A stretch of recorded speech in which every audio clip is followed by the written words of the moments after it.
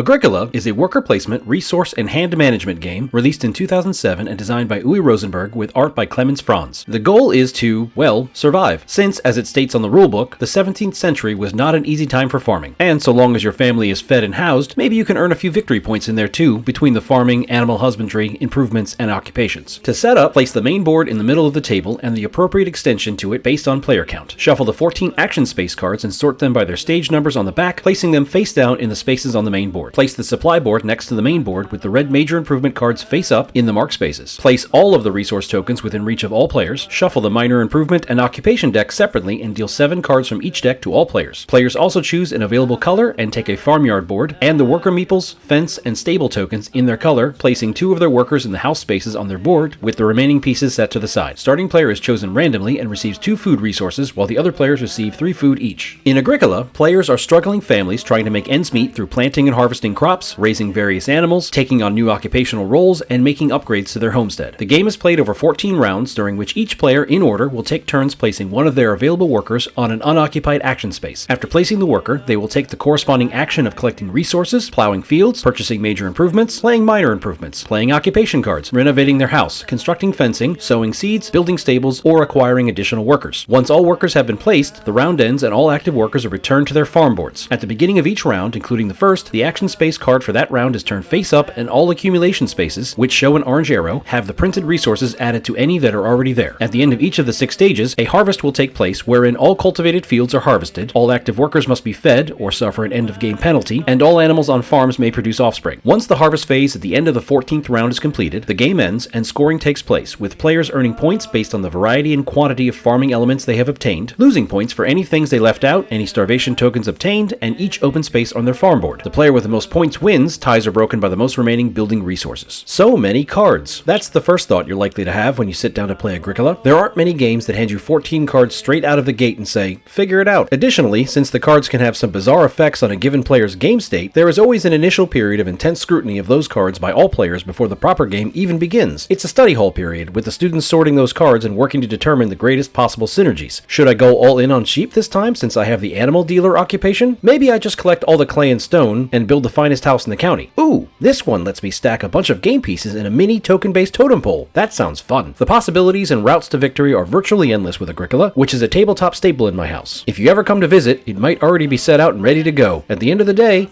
I'm always game.